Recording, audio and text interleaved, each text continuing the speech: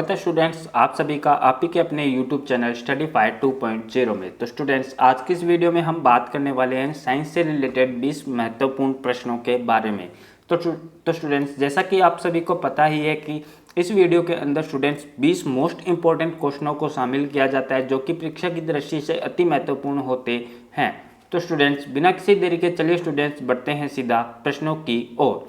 प्रश्नों की ओर बढ़ने से पहले स्टूडेंट्स, आप सभी से निवेदन है, अगर आप इस YouTube चैनल पे नए हैं तो चैनल को जरूर से सब्सक्राइब करें और साथ ही स्टूडेंट्स बेल नोटिफिकेशन को ऑन करें जिससे आने वाली वीडियोस की नोटिफिकेशन आप सभी को मिलती रहे और आप किसी भी वीडियोस को मिस ना करें। तो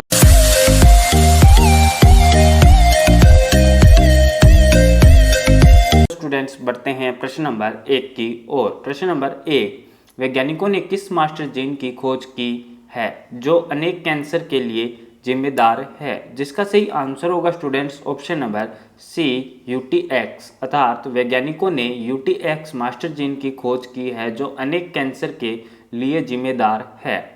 अगले प्रश्न की ओर बढ़ते हैं स्टूडेंट्स। प्रश्न नंबर 2, ओपेरॉन अवधारणा के प्रतिपादक कौन थे? जिसका सही आंसर होगा स्टूडेंट्स ऑप्शन नंबर ए, एफ जैकोब एवं जे मोनार्ड। अर्थात ओपेरॉन अवधारणा के प्रतिपादक एफ जैकोब एवं जे मोनार्ड थे। अगले प्रश्न की ओर बढ़ते स्टूडेंट्स। प्रश्न नंबर 3, जंपिंग जीन की खोज किसने की थी? जिसका सही आंसर होगा students option number A, Barbara McClintock. अर्थात जंपिंग जीन की खोज बारबरा मैकलिंटॉक ने की थी। अगले प्रश्न की ओर बढ़ते स्टूडेंट्स। प्रश्न नंबर 4, कुछ वायरस जैसे HIV RNA से DNA का संश्लेषण होता है। इस प्रकार के संश्लेषण को उत्प्रेरित करने वाले एंजाइम का नाम क्या है?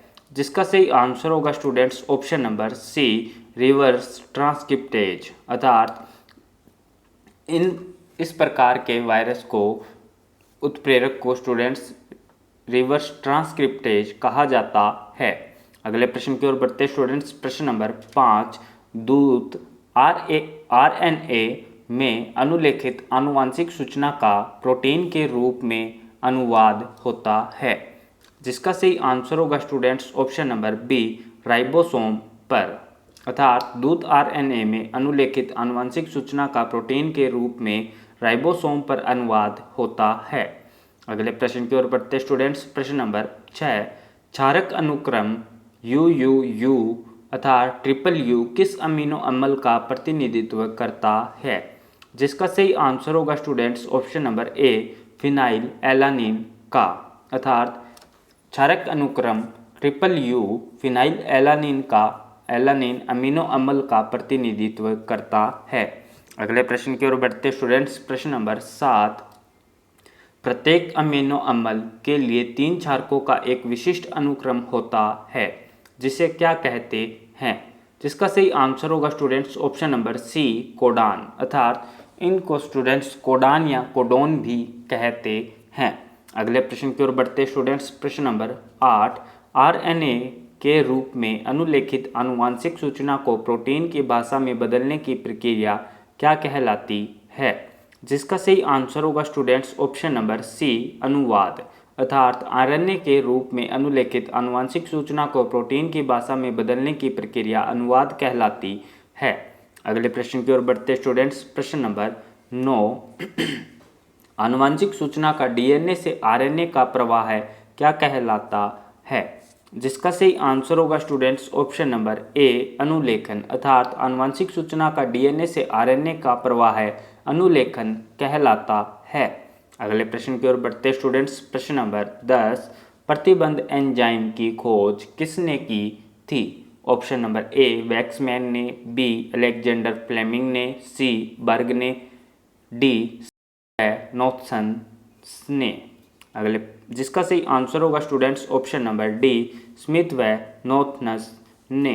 अर्थात प्रतिबंध एंजाइम की खोज स्मिथ व नॉथन्स ने की थी। अगले प्रश्न की ओर बढ़ते स्टूडेंट्स। प्रश्न नंबर 11, प्लाज्मिड क्या होते हैं? ऑप्शन नंबर ए, जीवाणु के आनुवांशिक पदार्थ जो क्रोमोसोम से बाहर होते हैं। ऑप्शन नंबर बी, जीवाणु की आनुवांशिक इकाई। ऑप्शन नंबर सी, जीवाणु का एक रोग। ऑप्शन नंबर डी जीवाणु से प्राप्त प्रतिजैविक। जिसका सही आंसर होगा स्टूडेंट्स ऑप्शन नंबर ए जीवाणु के आनुवंशिक पदार्थ जो क्रोमोसोम से बाहर होते हैं प्लाज्मिड कहलाते हैं। अगले प्रश्न की ओर बढ़ते स्टूडेंट्स। प्रश्न नंबर 12 लाइगेज नामक उत्प्रेरक का उपयोग किस में होता है? ऑप्शन नंबर ए डीएनए सूत्र को छोटे टुकड़ों में स्प्लिटिंग के लिए, ऑप्शन नंबर बी डीएनए के टुकड़ों को जोड़ने के लिए, ऑप्शन नंबर सी विप्राकृतिकरण के लिए, ऑप्शन नंबर डी उपरोक्त में से कोई भी नहीं। जिसका सही आंसर होगा students option number B DNA के टुकड़ों को जोड़ने के लिए, अर्थात लाइगेज नामक उत्प्रेरक का उपयोग डीएनए के टुकड़ों को जोड़ने के लिए उपयोग में लिया जाता है। अगले प्रश्न की ओर बढ़ते स्टूडेंट्स। प्रश्न नंबर 13 क्रोमोसोम की संरचना में भाग कौन लेते हैं?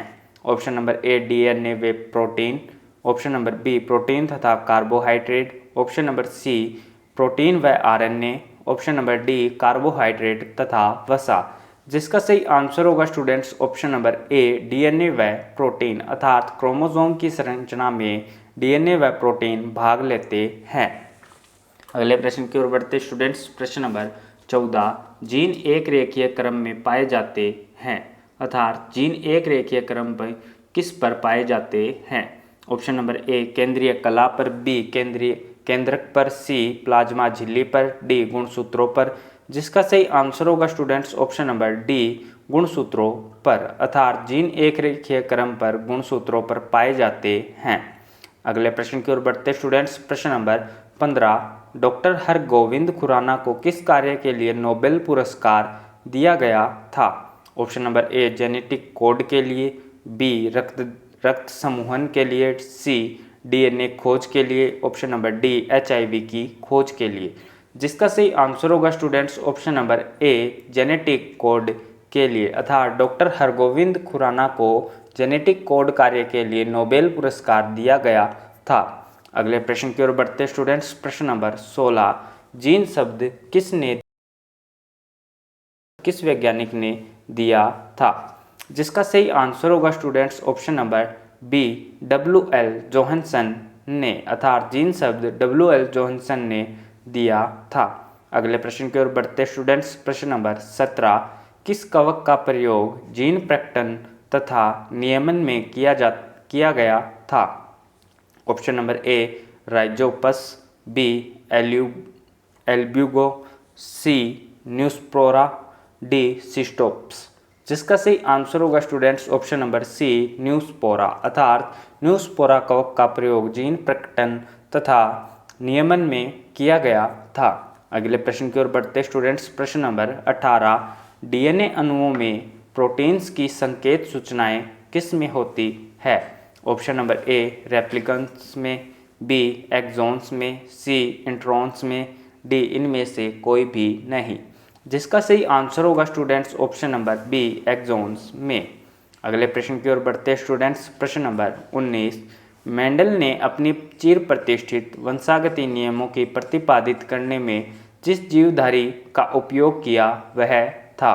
Option number A drosophila, B snapdragon, C garden pea, D sweet pea. जिसका सही आंसर होगा students option number C garden pea, अर्थात मेंडल ने अपनी चिर प्रतिष्ठित वंशागति नियमों को प्रतिपादित करने में गार्डन पी जीवधारी का उपयोग किया था। अगले प्रश्न की ओर बढ़ते स्टूडेंट्स, जो कि इस वीडियो का लास्ट क्वेश्चन है। प्रश्न नंबर 20 सर्वप्रथम एक्स किरणों द्वारा उत्परिवर्तन प्रेरण किसने किया था? ऑप्शन नंबर ए मुल्लर ने, बी मॉर्गन ने, सी बीडिल ने, डी ओकावा ने। जिसका सही आंसर होगा स्टूडेंट्स ऑप्शन नंबर ए मुल्लर ने, अर्थात सर्वप्रथम एक्स किरणों द्वारा उत्परिवर्तन प्रेरण मुल्लर ने किया था। तो धन्यवाद स्टूडेंट्स इस वीडियो को अंत तक देखने के लिए। साथ ही स्टूडेंट्स अगर आपने अभी तक इस YouTube चैनल को सब्सक्राइब नहीं किया है तो जल्दी से चैनल को सब्सक्राइब करें और बेल नोटिफिकेशन को ऑन करें, जिससे आने वाली वीडियोस की नोटिफिकेशन आप सभी को मिलती रहे। और साथ ही स्टूडेंट्स आप सभी को बताना चाहेंगे कि इसी वीडियो की क्विज कुछ ही समय पश्चात टेलीग्राम चैनल पे अपलोड कर दी जाएगी। अगर आपने अभी तक टेलीग्राम चैनल को ज्वाइन नहीं किया है तो नीचे डिस्क्रिप्शन में दिए गए लिंक पे क्लिक करके आप टेलीग्राम चैनल को ज़रूर से ज्वाइन करें, जिससे आप क्विज में पार्टिसिपेट कर सके। और साथ ही स्टूडेंट्स, अगर आपने पुरानी साइंस वीडियोस को नहीं देखा है तो ऊपर आई बटन में दिए गए लिंक पे क्लिक करके आप पुरानी साइंस से रिलेटेड वीडियोस को भी देख सकते हैं, क्योंकि स्टूडेंट्स आप सभी को पता है कि स्टडी फाइट 2.0 यूट्यूब चैनल पे मोस्ट इंपॉर्टेंट क्वेश्चनों को शामिल किया जाता है। तो स्टूडेंट्स, पुरानी वीडियोस के अंदर भी मोस्ट इंपॉर्टेंट क्वेश्चनों को शामिल किया गया है, तो आप उन वीडियोस को भी एक बार ज़रूर से देखें। तो स्टूडेंट्स, एक बार फिर से आप सभी का बहुत बहुत धन्यवाद। आपका दिन शुभ हो।